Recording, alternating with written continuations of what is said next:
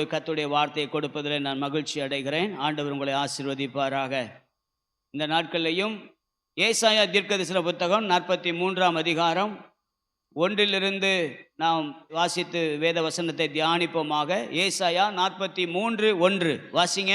இப்போதும் யாக்கோபே உன்னை சிருஷ்டித்தவரும் இஸ்ரவேலே உன்னை உருவாக்கினவருமாகிய கர்த்தர் சொல்லுகிறதாவது பயப்படாதே உன்னை மீட்டுக்கொண்டே உன்னை பேர் சொல்லி அழைத்தேன் நீ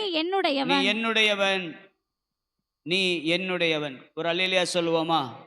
ஆண்டவருக்கு மகிமை உண்டாகட்டும். இந்த உலகத்தில் உள்ள எல்லாரும் நமக்கு நல்ல உதவிகள் செய்யும்போது நம்மளை எல்லாரும் பாராட்டுவார்கள். சிலர் உயர்ந்த பதவியில் இருக்கும்போது நான் இவர்களை சொந்தக்காரர் என்று சொல்லுவதற்கு பாராட்டுவார்கள். இன்னைக்கு நிறைய பேர் அப்படிதான் எதிர்பார்க்குறாங்க. ஆனால் இந்த அகில உலகத்தையும் படைத்த ஆண்டவர் இன்னைக்கு காலையில் இந்த திருச்சபையை பார்த்து ஒரு வார்த்தை சொல்றாரு. இப்போதும் யாக்கோபே உன்னை சிருஷ்டித்தவரும் இஸ்ரவேலே உன்னை உருவாக்கினவருமாகிய கர்த்தர் சொல்லுகிறதாவது பயப்படாதே உன்னை மீட்டு கொண்டேன் உன்னை பேர் சொல்லி அழைத்தேன்.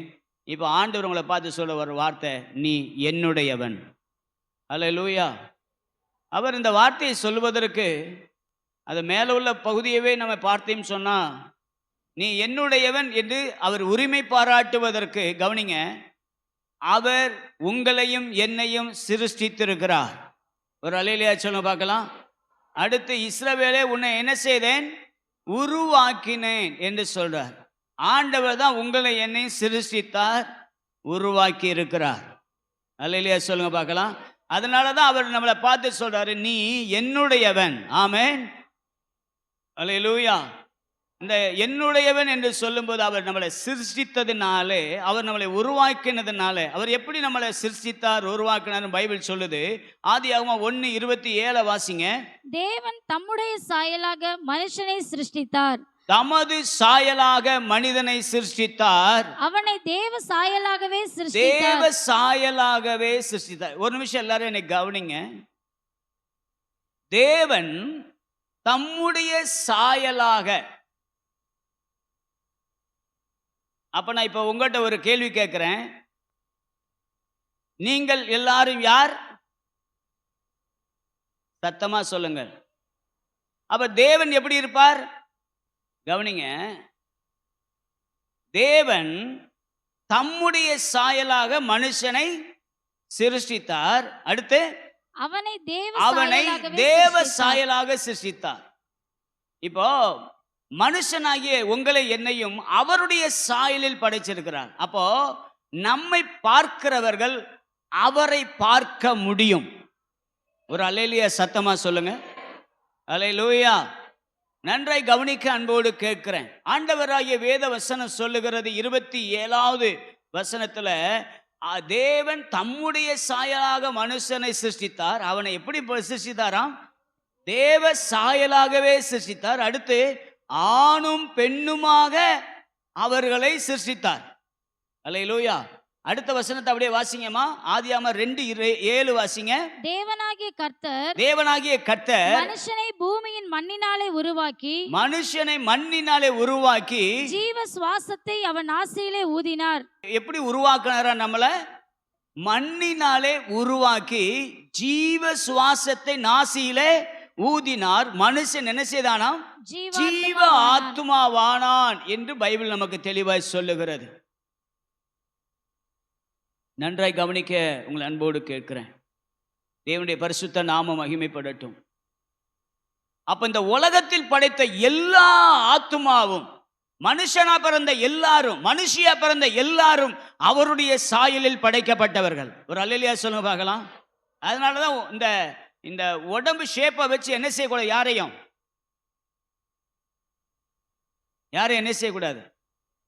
கிண்டல் பண்ணக்கூடாது. கிண்டல் பண்ணீங்கன்னா கவனிங்க, ஒரு காரியம் சொல்றேன் பைபிள்ல இருந்து. கூச்ச பார்வையாக இருந்த ஒருத்தி இருந்தா. யாரு? லேயாள். யாக்கோபு பார்க்கல. யாக்கோபு யாரை தான் பார்த்தான்? ராகேல தான் பார்த்தான். ராகேல் ரூபம் உள்ளவள், அழகுள்ளவள். பார்த்த உடனே டச்சிங் ஒரு அன்பு வந்துருச்சு.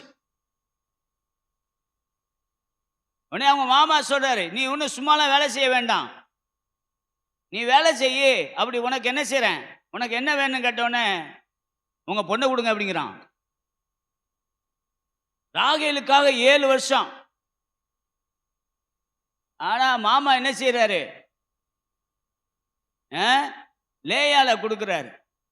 லேயால கொடுத்த உடனே நீங்க நல்லா கவனிங்க, லேயால கொடுத்த உடனே அடுத்த நாள் காலையில பார்த்துட்டு, என்ன நீ லேயால் வந்திருக்க அப்படின்னோடனே உடனே நேரம் மாமாட்ட போய் கேட்குறான், என்ன மாமா இந்த மாதிரி தப்பு பண்ணிட்டீங்க அப்படின்னு. அப்போ அவர் சொல்றாரு, மூத்தவள் இருக்க இளையவளை கொடுப்பது இவ்விடத்து வழக்கம் இல்லை. ஆனா லேயால் அவன் ரொம்ப நேசிக்கல. ராகேல்கிட்ட இருக்கிற அந்த பாசம் கூட லேயால் மனைவியா இருந்தா கூட கிடைக்கல. கவனிங்க. ஆனா இதை கர்த்தர் பார்த்து லேயாளுடைய கற்பத்தை கர்த்தர் ஆசீர்வதித்தார். அதனாலதான் நான் சொல்றேன், யாரையும் பார்த்து என்ன செய்யக்கூடாது, பரியாசமோ வேற எந்த ஒரு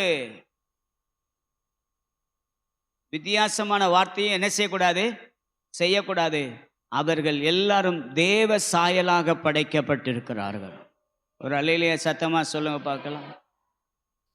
அப்ப நல்லா கவனிங்க, இந்த உலகத்துல படைத்ததான எல்லா ஆத்துமாவும் எசேக்கியேலின் புத்தகம் 18ஆம் அதிகாரம் 4ஆம் வசனம் சொல்லுது. வாசிங்க வேகமா. இதோ எல்லா ஆத்துமாக்களும் என்னுடையவைகள். எல்லா ஆத்துமாவும், இந்த உலகத்தில் இருக்கிற 144 கோடி ஜனங்களும் அது கர்த்தருடைய ஜனமாய் இருக்கிறது. எத்தனை பேர் ஆமென் சொல்றீங்க? அவங்க இயேசுவை சொந்த இரட்சகராக ஏற்றுக்கொள்ள வேண்டும். சர்ச்சில் இருக்கிறவங்களை காட்டிலும் ரட்சிக்கப்பட்டு நான் ஆண்டவருடைய பிள்ளை அப்படின்னு சொல்றவங்க குணத்தை காட்டிலும் வெளியில் இருக்கிறவங்க குணம், சிலருடைய குணம்லாம் ரொம்ப நல்ல குணமா இருக்கு தெரியுமா? அவங்க ரட்சிக்க தான் படலை, ஆனா எல்லா ஆத்துமாவும் என்னுடையவைகள் என்று கர்த்தர் சொல்லுகிறார். ஒரு ஆமென் சொல்லுங்க பார்க்கலாம். தகப்பனின் ஆத்துமா எப்படியோ அப்படியே மகனின் ஆத்துமாவும் என்னுடையது என்று சொல்லுகிறார். ஆனா பாவம் செய்கிற ஆத்துமா சாகும் என்று வேதம் சொல்லுகிறது. அல்லேலூயா.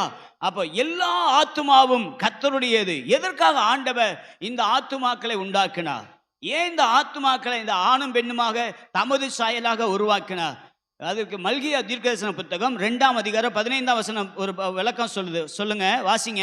அவர் ஒருவனை அல்லவா படைத்தார். அவர் ஒருவனை அல்லவா படைத்தார். ஆவி அவரிடத்தில் பரிபூரணமாய் இருந்தது. ஆவி அவரிடத்தில் பரிபூரணமாய் இருந்தது. பின்ன ஏன் ஒருவனை படைத்தார்? பின்ன ஏன் ஒருவனை படைத்தார்? தேவ பக்தி உள்ள சந்ததியை பெறும்படி. தேவ பக்தி உள்ள சந்ததியை பெறும்படிதானே. கையை வைத்து ஒரு அல்லேலூயா சத்தமா சொல்லுங்க பார்க்கலாம். அல்லேலூயா. ஏன் ஒரு மனுஷன் ஆண்டவர் படைச்சாரு? தேவ பக்தி உள்ள சந்ததியை பெறும்படி. இன்றைக்கு நீங்களும் நானும் அவரை ஏற்றுக்கொண்டதான கர்த்தருடைய பிள்ளைகள், அவருடைய தேவன் விரும்புகிற காரியம் தேவ பக்தி உள்ள சந்ததியா இருக்க வேண்டும் என்று. ஒரு ஆமென் சொல்லுங்க பார்க்கலாம். ஆதாமையும் ஏவாளையும் ஆண்டவர் உருவாக்கும் போது அவர் ஒரு தேவ பக்தி உள்ள சந்ததிகளை உருவாக்க வேண்டும் என்றுதான் தேவன் விரும்புகிறார். ஆனா இது கடைசி காலம். இந்த கடைசி காலத்துல பைபிள் சொல்லுது, கடைசி காலத்துல மக்கள் எப்படி இருப்பாங்கன்னா, தேவ பக்தியின் வேஷத்தை தரித்து கொள்ளுவார்களாம். என்ன செய்வாங்களாம்? தேவ பக்தியின் வேஷத்தை தரித்து அதன் பலனை மறுதளிக்கிறவர்களா இருப்பார்கள். அப்ப ரொம்ப கவனமா இருக்கணும். தேவ பக்தியா, அந்த பக்தியில கர்த்தருக்காக முன்னேறி போய்கிட்டே இருங்க. தேவ பக்தி இருக்கிற மாதிரி காட்டாதீங்க. நான் அதான் சொல்லுவேன், மந்திரவாதி என்னைக்கு ரட்சிக்கப்பட்டுருவான், ஆனா தந்திரவாதி ரட்சிக்கப்பட மாட்டான். அல்லேலூயா சொல்லுங்க. மந்திரவாதி என்ன செய்வான்? ரட்சிக்கப்பட்டுருவான். ஆனா தந்திரவாதிய தந்திரமா நடக்காங்க பாருங்க, அவன் ஒரு நாள் அவன் தந்திரமா நடந்தது ஜெயிக்கவும் முடியாது, அவன் ரட்சிக்கவும் முடியாது. அவன் ரட்சிக்க விட மாட்டான், தந்திரம் பண்ணுவான். நம்ம வாழ்க்கையில் ரொம்ப கவனமா இருக்கணும். ஒரு அல்லேலூயா சத்தமா சொல்லுங்க பார்க்கலாம். ஹல்லேலூயா. கர்த்தருடைய பரிசுத்த நாமத்தை மகிமைப்படுத்தும்படியாக ஆண்டவர், எதுக்காக ஆண்டவர் இந்த ஆதாமை ஏவாளை உருவாக்கினார் தெரியுமா? ஆதியாகமம் 3:8 வாசிங்க. பகலில் குளிர்ச்சியான வேளையில் பகலின் குளிர்ச்சியான வேளையிலே தோட்டத்தில் உலாவுகிற தேவனாகிய கர்த்தருடைய சத்தத்தை அவர்கள் கேட்டார்கள். அப்பொழுது ஆதாமும் அவன் மனைவியும் தேவனாகிய கர்த்தருடைய சந்நிதிக்கு விலகி தோட்டத்தின் விருட்சங்களுக்குள்ளே ஒளித்துக் கொண்டார்கள். போதும், ஒரு அல்லேலூயா சத்தமா சொல்லுங்க பார்க்கலாம். மனுஷனை ஆண்டவர் படைச்சது நோக்கமே அவனோடு உலாவ வேண்டும், உறவாட வேண்டும் என்பதற்காக. ஒரு அல்லேலூயா சத்தமா சொல்லுங்க. எந்த ஒரு மிருகத்தையும் கொண்டு வந்து நிப்பாட்டி இது கூட நீ உறவாடலாம் கர்த்தர் சொல்லலை. ஆனால் இப்போ உள்ள காலங்கள் எல்லாம் வித்தியாசமாக போய்கிட்டு இருக்கு. மனிதர்களை காட்டிலும் மிருகங்களை ரொம்ப இன்னைக்கு நேசிக்கிற ஆட்கள் இன்னைக்கு பெருசாக போயிட்டாங்க. மனிதர்களுக்கே சாப்பாடு கிடையாது, ஆனால் மிருகங்களுக்கு என்ன செய்கிறாங்க? நல்ல சாப்பாடுலாம் மனுஷர்களுக்கு கிடைக்க வேண்டிய சாப்பாடுலாம் மிருகங்களுக்கு கிடைக்குது. ரொம்ப கேர்ஃபுல்லாக இருக்கணும், கவனமாக இருக்கணும். ஒரு அல்லேலூயா சத்தமாக சொல்லுவோமா? கவனிங்க. தேவனாகிய கர்த்தருடைய சத்தத்தை அவர்கள் கேட்டார்கள்.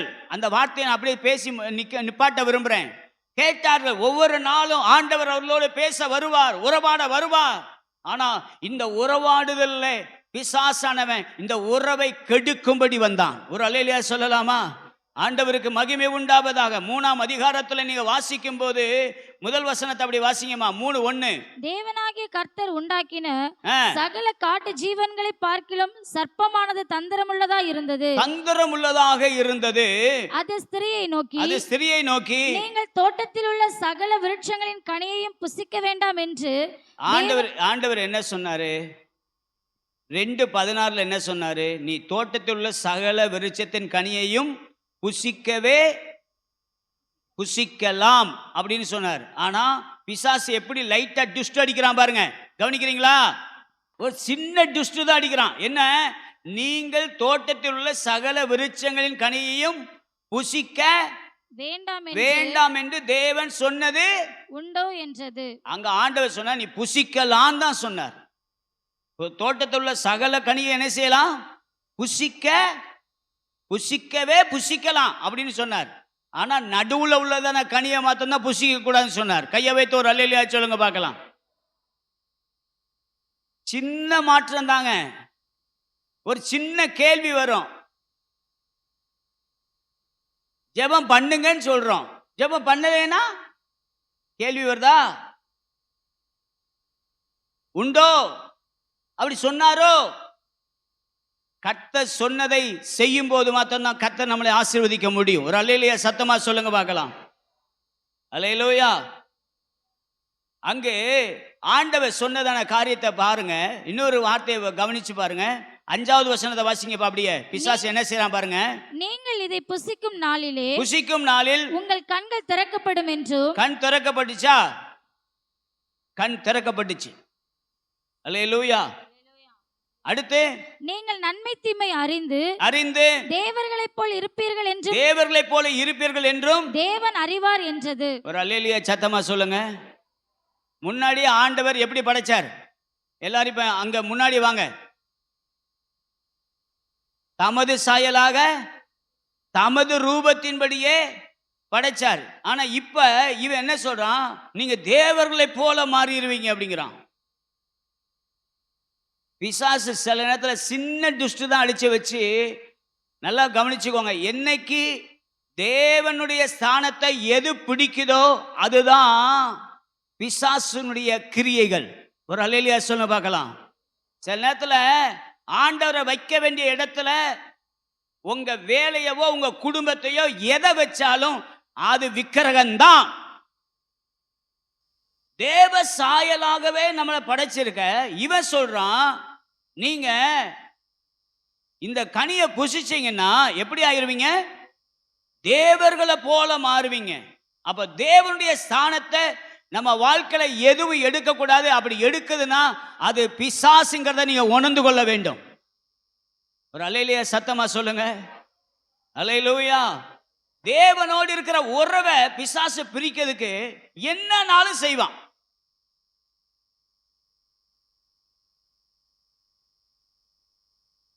ஏய், பசிக்குதுடா, வயிறு பசிக்குதுடா, கொஞ்சம் சோறு போடுறா, ஒரு ஒரு ஒரு 50 ரூபா குடுறா, ஒரு எம்டி பிரியாணி வாங்கி சாப்பிட்டுக்கிறேன் அப்படின்னு போய் கேட்டா, சே ஏய் என்ன அப்படின்னு எதிர்ப்பான். போய் ஒரு ஒரு 150 ரூபாய்க்கு ஒரு கோட்டுடா அப்படின்னுங்க, அதுக்கு ஒன்னா சேர்ந்து குடிக்க போறான். நான் சொல்ல எத்தனை பேருக்கு புரியுது? ஒரு அல்லேலூயா சத்தமா சொல்ல பார்க்கலாம். தேவனுடைய உறவை பிரிப்பதற்காக பிசாசு எந்த நிலையில யாரையும் பயன்படுத்துவான். ஆனா நீங்க கவனமா இருக்கணும். ஒரு அல்லேலூயா சத்தமா சொல்லுங்க பார்க்கலாம். அல்லேலூயா. இந்த பிசாசு எங்க இருந்து வந்தான்? இவன் அங்கதான் ஏதேனில் தான் இருந்தான்னு பைபிள் சொல்லுது. ஒரு அல்லேலூயா சொல்லுங்க பார்க்கலாம். எசேக்கியேல் 28ஆம் அதிகாரம் 13வது வசனத்தை வாசிக்க அன்போடு கேட்கிறேன். எசேக்கியேல் 28:13. நீ தேவனுடைய தோட்டமாகிய ஏதேனில் இருந்தவன். நீ தேவனுடைய தோட்டமாகிய ஏதேனில் இருந்தவன். பத்மராகம், புஷ்பராகம், வைரம். இதெல்லாம் நமக்கு தெரியாது. இதுல ஒரே ஒரு பேர் தான் அப்பப்ப நமக்கு வந்துட்டு போகும். 2 பேர் வரும், இல்ல 3 பேர் இருக்கு. ஒன்னு வைரம்னு சில பேர் இருக்கும். சிலருக்கு மரகதம்னு ஒரு பேர் இருக்கும். இதுல மாணிக்கம்னு ஒரு பேர் இருக்கும். இந்த 3 பேர் தான் நமக்கு தெரியுமே ஒழிய நம்ம இந்த மாதிரி இந்த 12 கற்கள் எல்லாம் யாருக்கும் நமக்கு தெரியாது. ஆனா இந்த லூசிபர்னு சொல்லப்படுகிற பிசாசானவன் அவன் தேவனால் உண்டாக்கப்பட்டவன். தேவனை ஆராதிக்கிறதுக்காக கர்த்தர் வைத்ததான ஒரு கேருபீன். ஆமென் சொல்லுங்க பார்க்கலாம். நல்லா கவனிங்க, வாசிங்கம்மா. படிக பச்சை, கோமேதகம், யஸ்பி, இந்திரநீலம், மரகதம், மாணிக்கம் முதலான சகலவித ரத்தினங்களும் பொன்னும் உன்னை மூடிக்கொண்டிருக்கிறது. நீ சிருஷ்டிக்கப்பட்ட நாளில் உன் மேல வாத்தியங்களும் உன் நாகசுரங்களும் உன்னிடத்தில் ஆயத்தப்பட்டிருந்தது. அப்படித்தான் இந்த ஏதேனிலே இந்த தூதனை படைச்சார். அல்லேலூயா.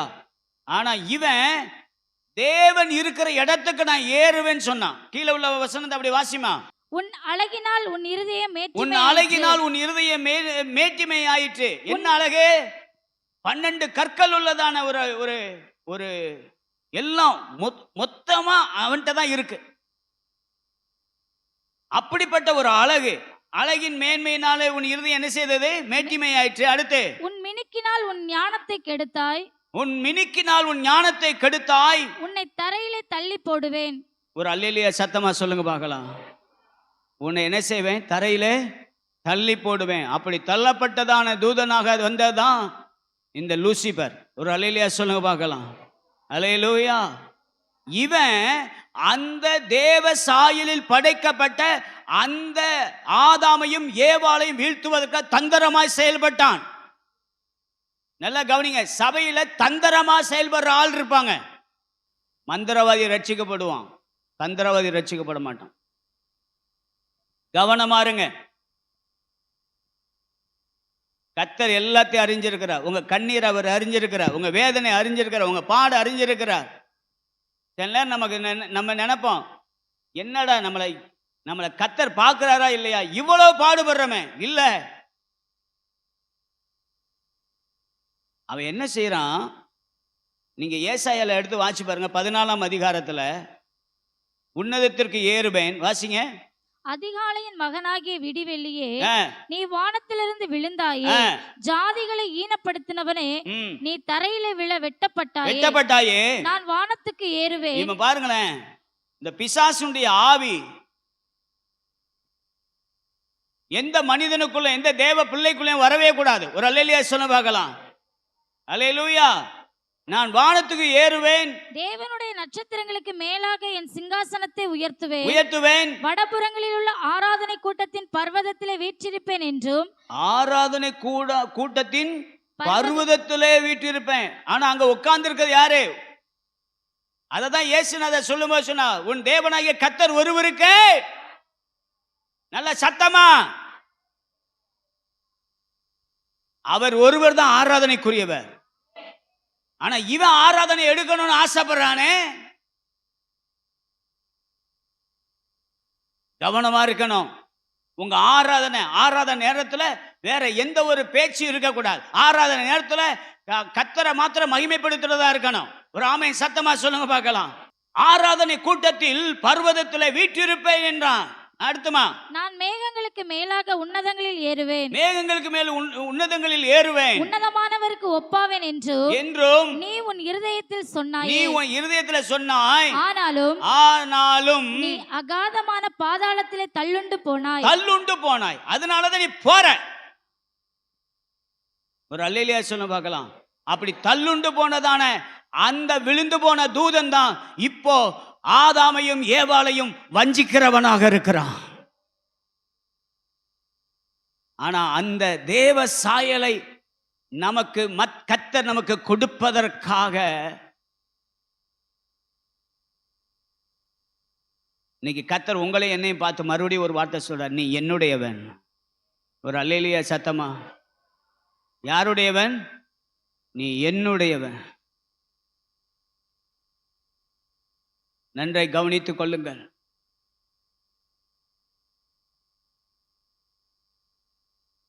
அந்த தேவனோடு இருந்த உறவை மறுபடியும் கர்த்தர் புதுப்பிக்க வேண்டும் என்று தேவன் விரும்புகிறார். ஆமென் சொல்லலாமா? அல்லேலூயா. அந்த தேவ சாயலை உருவாக்குவதற்காக தேவன் விரும்புகிறார். அதுக்காக தான் ஆண்டவர் பலிமுறைகள் எல்லாம் கொடுத்தார். ஆமென்.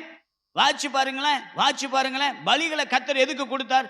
பழைய ஏற்பாட்டுல பலியை எதுக்கு கொடுத்தார் பாருங்க, வாசிங்க. சங்கீதம் 32:1. எவனுடைய மீறுதல் மன்னிக்கப்பட்டதோ, எவனுடைய பாவம் மூடப்பட்டதோ, எவனுடைய பாவம் என்ன செய்யப்பட்டதோ, மூடப்பட்டதோ அவன் பாக்கியவான். ஒரு அல்லேலூயா சத்தமா சொல்லுங்க. ஆதியாமத்துல இவங்க பாவம் செஞ்சாங்கன்னு உடனே இவங்க என்ன செஞ்சாங்க? ஐயோ நம்ம நிர்வாணியா இருக்கிறோம் அப்படின்னு சொல்லி என்ன செஞ்சாங்க? அத்தி இலைய போட்டு தச்சுக்கிட்டாங்களாம். ஆதியாகமம் 3ஆம் அதிகாரம் 7ஆம் வசனத்துல அத்தி இலைய வச்சு தச்சுக்கிட்டாங்க, மூடுனாங்க. ஆனா ஆண்டவராகிய தேவன், அதுலயும் பாருங்களேன், நம்ம ஆண்டவர் எவ்வளவு நல்ல ஆண்டவர் பாருங்க. தம்பி, உனக்கு தெரியுதோ இல்லையோ, இலை சீக்கிரம் என்ன செஞ்சிடும்? காஞ்சிரும், சுருங்கிரும். அதனால உன் மானம் மறுபடியும் என்ன செய்யும்? காணப்படும்யா. அதனால ஆண்டவர் 3:21, ஆதியாகமம் 3:21, தேவனாகிய கர்த்தர் ஆதாமுக்கும் அவன் மனைவிக்கும் தோல் உடைகளை உண்டாக்கி அவர்களுக்கு உடுத்தினார். ஒரு அல்லேலூயா சத்தமா சொல்லுங்க. அவர் தாங்க ட்ரெஸ்ஸே நமக்கு போட்டு விட்டது. கையை வைத்து ஒரு ஆமென் சத்தமா சொல்லுங்க பார்க்கலாம். ஆதாமுக்கும் ஏவாளுக்கும் ட்ரெஸ்ஸை போட்டதே யார் தான்? மானத்தை காப்பதற்கு நம்ம ஆண்டவர் ட்ரெஸ் நமக்கு கொடுத்துருக்கிறார். அதை சர்ச்சுக்கு வரும்போது ஒழுங்கா போட்டுட்டு வரணும். ஒரு ஆமென் சத்தமா சொல்லுங்க பார்க்கலாம். பவுல் எழுதும்போது சொல்றார், நிருபங்கள்ல அப்போஸ்தலர்கள் எழுதும்போது சொல்லும்போது சொல்றாங்க, உன் ட்ரெஸ் எப்படி இருக்கணும்? தகுதியான ட்ரெஸ்ஸுகளை என்ன செய்யணும்? போடணும். சபன் சொன்னா ஒரு ஒழுங்கு இருக்கணும். கை வைத்து ஒரு ஆமென் சத்தமா சொல்லுங்க பார்க்கலாம்.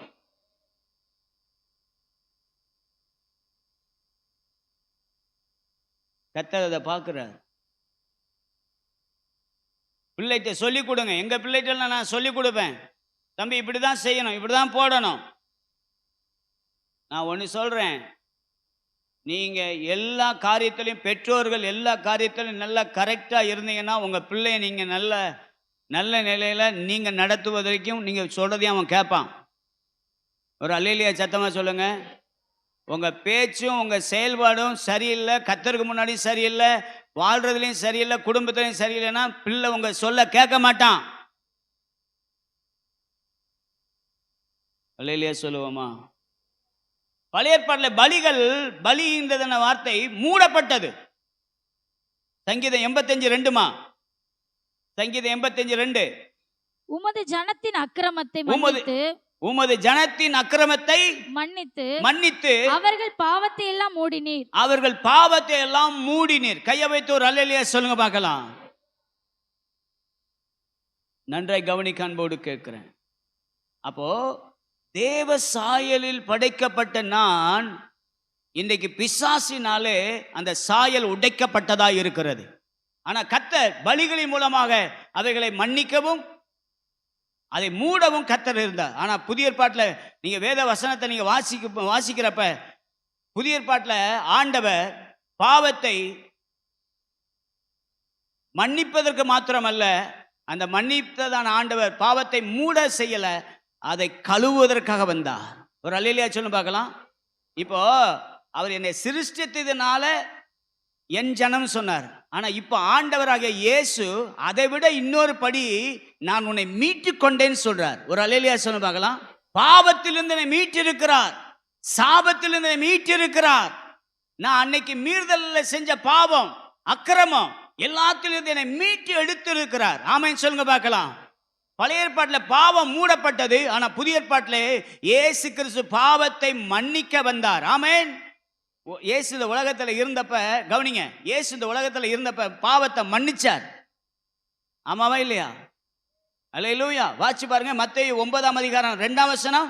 அங்கே படுக்கையில கிடந்த ஒரு திமிர்வாதக்காரனை அவரிடத்தில் கொண்டு வந்தார்கள். இயேசு அவர்களுடைய விசுவாசத்தை கண்டு திமிர்வாதக்காரனை நோக்கி மகனே திடன் கொள், உன் பாவங்கள் உனக்கு மன்னிக்கப்பட்டது. இன்னொரு அப்படியே வசனத்தை அப்படியே வாசிங்கம்மா. லூக்கா எழுதின சுவிசேஷம் 7ஆம் அதிகாரம் 47வது வசனம் 48வது வசனம்.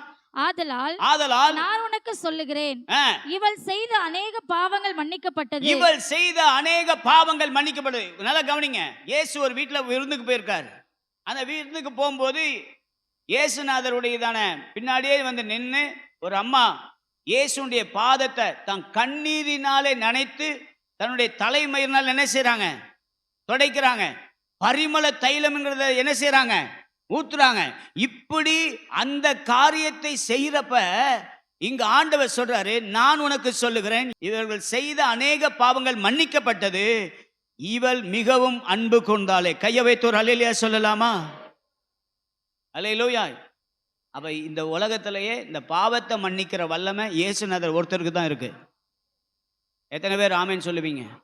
யோவானுக்கு எழுதின சுவிசேஷம் 5ஆம் அதிகாரத்தை எடுத்து வாசிக்கும் போது ஆமென், யூதர்கள் இவங்களை பார்த்து சொல்லும்போது சொல்றாங்க. ஆமென், வாசிங்க பார்க்கலாம். யோவான் 5ஆம் அதிகாரத்துல 14ஆம் வசனத்தை வாசிங்க. அதற்கு பின்பு இயேசு அவனை தேவாலயத்திலே கண்டு, இதோ நீ சொஸ்தமானாய், அதிக கேடானதொன்று உனக்கு வராதபடி நீ பாவம் செய்யாதே என்றார். ஒரு அல்லேலூயா சத்தமா சொல்லுங்க பார்க்கலாம். ஆமென். நன்றாய் கவனிக்க அன்போடு கேட்கிறேன். ஆண்டவர் நீ பாவம் செய்யாத. ஆனா உலகத்துல இயேசு இருந்தபோது பாவத்தை மன்னிக்கிறவராக இருந்தார். ஆனா அந்த உலகத்தில் இருக்கிற நான் பாவத்தை நான் இருக்கும்போது மன்னிக்கிறேன். ஆனா என்றென்றைக்குமே என் பிள்ளைங்க இந்த உலகத்துல வாழ்ற எல்லா மனுமக்கள் என்று சொல்லப்படுற எல்லாருடைய பாவம் மன்னிப்பதற்கு என் ரத்தத்தை சிந்த வேண்டியது அவசியமா இருக்குன்னு சொன்னார். ஒரு அல்லேலூயா சத்தமா சொல்லுங்க பார்க்கலாம். அல்லேலூயா. ஆண்டவருக்கு மகிமை உண்டாவதாக. இயேசு கிறிஸ்துவின் ரத்தம். ஆமென். எபிரேயர்களின் நிருபத்தை நீங்கள் வாசித்து பார்க்கும் பொழுது 9ஆம் அதிகாரம் 12ஆம் வசனத்தை வாசிச்சு பாருங்க.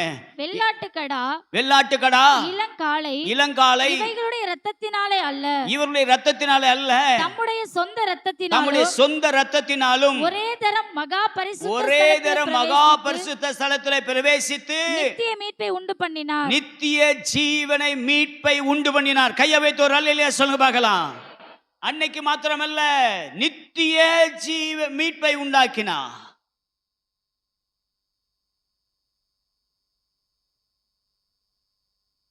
இன்னொரு வசனத்தை அப்படியே வாசிங்க.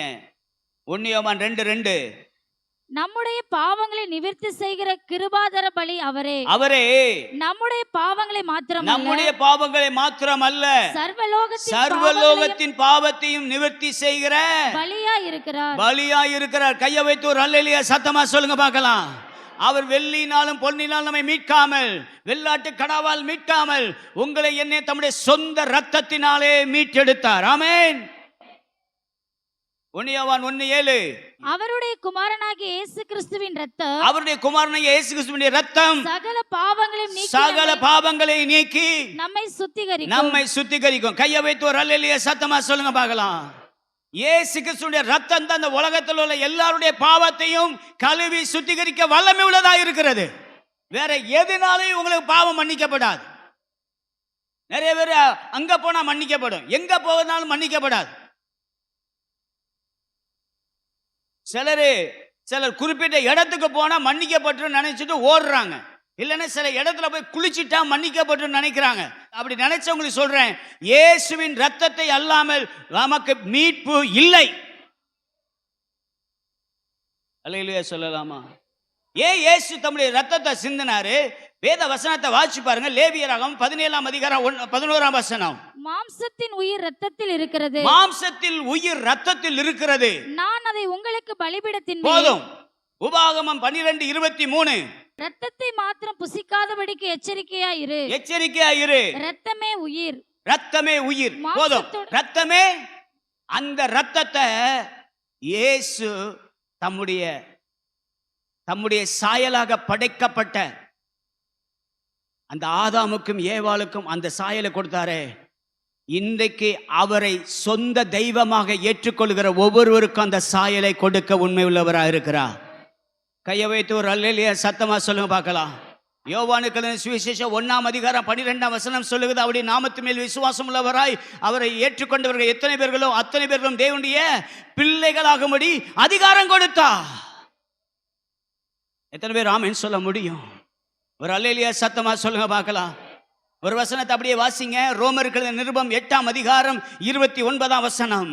தம்முடைய குமாரன் அநேக சகோதரருக்குள்ளே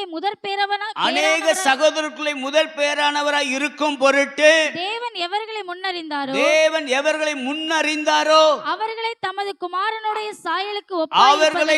குமாரனுடைய சாயலுக்கு ஒப்பாய் இருப்பதற்கு முன்குறித்திருக்கிறார். கையை வைத்து ஒரு அல்லேலூயா சத்தமா சொல்ல முடியுமா?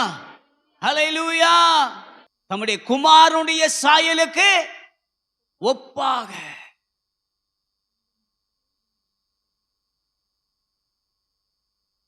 அந்த சாயலை நமக்கு கொடுக்க விரும்புகிறார். அது யார் மூலமா கிடைக்குது? நமக்கு இயேசு கிறிஸ்துவின் ரத்தத்தினாலே கிடைக்கிறது. அப்ப இயேசு கிறிஸ்துவின் ரத்தத்தினால மீட்கப்பட்ட நீங்களும் நானும் அவருடைய சாயலில் படைக்கப்பட்ட மனிதர்களாக இருக்கிற நாம் அவரையே நாம் பிரதிபலிக்க வேண்டும். கையை வைத்து ஒரு ஆமென் சத்தமா சொல்லுங்க. ஒரே ஒரு முக்கியமான காரியத்தை சொல்லி என்னுடைய வார்த்தையை நிறைவு செய்ய ஆசைப்படுகிறேன். அந்த வார்த்தை மிக அழகான ஒரு வார்த்தை. நீ என்னுடையவன். ஆமென் சொல்லுங்க. அவர் என்னை சிருஷ்டித்ததினாலே நான் அவருடையவர். பிசாசு அதை எல்லாத்தையும் நாசமாக்கி போட்டான். ஆனால் இயேசு கிறிஸ்து எனக்காக கல்வாரி சிலுவையில் ரத்தம் சிந்தி மரித்து 3ஆம் நாள் உயிரோடு எழுந்து எனக்கு மறுபடியும் நித்திய ஜீவனுக்கு ஏதுவாக அவருடைய சாயலாக என்னை படைத்து வைத்திருக்கிறார். எதுக்கு தெரியுமா? நீ என்னுடையவன் என்று சொல்லி நம்மளை அழைத்ததனுடைய காரணம் என்ன தெரியுமா? ஒரு 3 காரணம். ஒன்று வாசிங்க. அப்போஸ்தலர் 2ஆம் அதிகாரம் 40வது வசனம். இன்னும் அநேக வார்த்தைகளாலும் சாட்சி கூறி மாறுபாடுள்ள இந்த சந்ததியை விட்டு விலகி உங்களை ரட்சித்துக் கொள்ளுங்கள் என்று கையை வைத்து ஒரு அல்லேலூயா சத்தமா சொல்லுங்க பார்க்கலாம். நீங்க உண்மையா ரட்சிக்கப்பட்ட மாறுபாடான இந்த சந்ததியை விட்டு வெளியே வரணும். எஸ்தர் புத்தகத்துல ஆகாஸ்வேர ராஜாட்ட போய் சொல்றான், நம்மில ஒரு விதமான ஒரு கூட்டம் இருக்கிறது, சிதறி இருக்கிறது, அதனுடைய செய்கை எல்லாம் விகற்பமா இருக்கிறது. ரட்சிக்கப்பட்டவங்களுக்குன்னு ஒரு முறை இருக்கு. கையை வைத்து ஒரு ஆமென் சத்தமா சொல்லுங்க பார்க்கலாம். பேசுறதுக்குன்னு ஒரு முறை இருக்கு, ஒரு அளவு இருக்கு. ஒரு ஆமென் சொல்லுங்க பார்க்கலாம். நாக்கு வந்த மாதிரிலாம் போகக்கூடாது, வாய் வந்த மாதிரிலாம் பேசக்கூடாது. இன்னைக்கு நீங்க மற்றவங்களை பத்தி பேசுற, உங்களை பத்தி பேசுறதுக்கு 4 பேர் எலும்புவாங்கன்னு எத்தனை பேருக்கு புரியாம போயிடுச்சு. ஒரு அல்லேலூயா சத்தமா சொல்லுங்க பார்க்கலாம். ரட்சிக்கப்பட்டவங்களுக்கு எல்லாம் இருக்கா? மாறுபாடான சந்ததியை விட்டு வெளியே வந்திருக்கீங்களா? வந்திருந்தீங்கன்னா கர்த்தருக்கு மகிமை உண்டாகட்டும், அதுல நிலைச்சிருங்க. மாறுபாடான சந்ததியை விட்டு வெளியே வரலைன்னா வந்துருங்க. வரும்போது தான் கர்த்தர் உங்களை ஆசீர்வதிக்க முடியும். ஆபிரகாமுக்கு கர்த்தர் சொல்லும்போது சொல்றார், உன் இனத்தை விட்டு உன் தேசத்தை விட்டு என்ன செய்ய, நான் காண்பிக்கும் தேசத்துக்கு போ, நீ வா அப்படிங்கிறார். கையை வைத்து ஒரு அல்லேலூயா சொல்ல பார்க்கலாம். இருக்கிற இடத்துல இருந்து நீ வெளியே வா, உன் சாட்சியற்ற நிலையிலிருந்து வெளியே வா. ஒரு அல்லேலூயா சத்தமா சொல்லுங்க பார்க்கலாம். ஒரு முறை வேணுங்க. இருந்தா உருப்படியா கர்த்தருக்காக வைராக்கியமா இருங்க. யார் என்ன சொன்னா பரவாயில்ல, கர்த்தர் நடத்துவார். ஒரு அல்லேலூயா சொல்லுங்க பார்க்கலாம். அல்லேலூயா. மாறுபாடான சந்ததியை விட்டு விலகணும். அடுத்த வசனத்தை அப்படி வாசிப்பான். அவர்கள் அப்போஸ்தலருடைய உபதேசத்திலும் அந்யோன்யத்திலும் அப்பம் பிட்குதலிலும் ஜெபம் பண்ணுதலிலும் உறுதியாய் அவர்கள் அப்போஸ்தலருடைய உபதேசத்திலும். ஆமென் சொல்லுங்க பார்க்கலாம். உபதேசம் எதுக்கு சர்ச்சில் உபதேசம் பண்றோம்? 2 தீமோத்தேயு 3ஆம் அதிகாரம் 17ஆம் வசனத்தை வாசி பாருங்க. 16, 17 வாசிங்க. வேத வாக்கியங்கள் எல்லாம் தேவ ஆவியினால் அருளப்பட்டிருக்கிறது. தேவ ஆவியினாலே அருளப்பட்டிருக்கிறது. நல்லா கவனிங்க. அதத்தான் தேவ ஆவியானவர் எழுதின வசனத்தை தான் ஒவ்வொரு வாரமும் உங்களுக்கு பிரசங்கம் பண்றோம். ஆமென் சொல்லுங்க பார்க்கலாம். 6 நாள் உட்கார்ந்து நீங்க கர்த்தருடைய சமூகத்துல நீங்க உங்க வேலைகளை மற்ற காரியங்களுக்குள்ள போவதுக்கு இந்த ஒரு நாள் இந்த கர்த்தருடைய வார்த்தை தான் உங்களை இந்த 6 நாள் நடத்தணும். வசனத்தை கேளுங்க, வசனத்துக்கு உங்க வாழ்க்கையை ஒப்பு கொடுங்க. எந்த நற்கிரியை செய்ய தகுதி உள்ளவனாய் இருக்கும்படியாக அவைகள் உபதேசத்துக்கும் கடிந்து கொள்ளுதலுக்கும் சீர்திருத்தலுக்கும் நீதியை படிப்பிக்குதலுக்கும் பிரயோஜனமுள்ளவைகளுமா இருக்கிறது. கையை வைத்து ஒரு ஆமென் சத்தமா சொல்லுங்க பார்க்கலாம். உபதேசம் பிரயோஜனமா இருக்கு. ஆமென் அல்லேலூயா. அந்த தேவ சாயலில் படைக்கப்பட்டதினாலே உருவாக்கப்பட்டது நீ என்னுடையவன். ஒருவேளை நீ உலகத்தாலேயோ சத்துருவாலேயோ வேற எந்த ஒரு காரணத்தினாலேயோ உன் வாழ்க்கை வஞ்சிக்கப்பட்டிருந்தாலும் இன்னைக்கு கர்த்தர் நம்முடைய பாவங்களை மன்னித்து, அந்த ரோமர்கள் நிருபத்தில் நம்ம வாசிச்சோம் பார்த்தீங்களா? ரோமர் 8ஆம் அதிகாரம் 29ஆம் வசனம். தம்முடைய குமாரன் அநேக சகோதரருக்குள்ளே முதற் பேரானவராய் இருக்கும் பொருட்டு தேவன் எவர்களை முன்னறிந்தாரோ அவர்களை தமது குமாரனுடைய சாயலுக்கு ஒப்பாயிருப்பதற்கு முன் அறிந்ததினாலே தமது குமாரனுடைய சாயலுக்கு ஒப்பாயிருப்பதற்கு முன்குறித்திருக்கிறார். முன்குறிச்சு வச்சிருக்கார். கையை வைத்து ஒரு அல்லேலூயா சத்தமா சொல்ல பார்க்கலாம். இப்ப நீங்க யாரு? என் ஜனம், என்னுடையவன். கையை வைத்து ஒரு ஆமென் சொல்லுங்க பார்க்கலாம். கர்த்தர் உங்களை பார்த்து சொல்றாரு, என் வித்தை நான் உனக்குள்ள வச்சிருக்கேன். ரட்சிக்கப்பட்டதான என் மேல என் வித்து உனக்குள்ள இருக்கு. ஆமென் சொல்லுங்க பார்க்கலாம். 1 யோவானின் புத்தகத்தில் நீங்க வாசிக்கிறப்ப 3ஆம் அதிகாரம் 9வது வசனத்துல வாசிக்கிறப்ப இவ்விதமா கர்த்தருடைய வார்த்தை சொல்லுது. வாசிங்க. தேவனால் பிறந்த எவனும் பாவம் செய்யான். ஏனெனில் அவருடைய வித்து அவனுக்குள்ளே தரித்திருக்கிறது. அவன் தேவனால் பிறந்தபடியினால் பாவம் செய்ய மாட்டான். நீ என்னுடையவன். ஆமென். உங்களை என்ன இயேசு வேற ஏதோ ஒன்று கொடுத்த வாங்கி சமாளிக்கல. பிசாசு ஒரு நாள் சொன்னா, இயேசுநாதரை கூட்டிட்டு போய் மலையில நிப்பாட்டிட்டு சொல்றான், உலகத்தையே ராஜ்யத்தையே காட்டிட்டு சொல்றான், நீர் ஒரு செகண்ட் என் பாதத்துல விழுந்துரும், உமக்கு இது எல்லாத்தையும் நான் தர்றேன்னு சொன்னான். இயேசு சொன்னார், எனக்கு அப்பாலே போ சாத்தானே. ஒரு அல்லேலூயா சொல்லுங்க பார்க்கலாம். இயேசு உங்களை என்னையும் ஏதோ ஒரு கும்பிட போட்டு உங்களை என்னையும் வாங்கல. பிசாசுக்கு கும்பிடு போடுவதை காட்டிலும் ரத்தம் சிந்தி என் பிள்ளைகளை மீட்டு எடுப்பேன்னு தம்முடைய சொந்த ரத்தத்தை சிந்தி இருக்கிறார். நீங்கள் நானும் ரத்த சம்பந்தப்பட்ட உறவுகள், இயேசுவின் ரத்தத்தினால மீட்கப்பட்டவர்கள், தேவனுடைய பிள்ளைகள். கரங்களை உயர்த்தி ஆண்டவரை நோக்கி பார்த்து, நீ என்னுடையவன், நீ என்னுடையவன். எத்தனுடைய வாழ்க்கையில் நிறைய பேர் என்னுடையன்னு சொல்லி உங்களை ஏமாத்திருப்பாங்க. ஆனால் இயேசு உங்களை ஏமாற்ற மாட்டார். நீ என்னுடையன்னு ஒரு தடவை சொன்னால் போதும், கடைசி வரைக்கும் நீங்கள் அவரோட தான் இருக்கணும். நீங்கள் அவரோட இருங்க. அவர் உங்கள் கூட இருப்பேன்னு வாக்கு கொடுத்துட்டாரு. கடைசி வரைக்கும் உங்கள் கூட தான் இருப்பார். மாறுபாடான சந்ததியை விட்டு விலகுங்க. உபதேசத்தில் நிலைச்சிருங்க.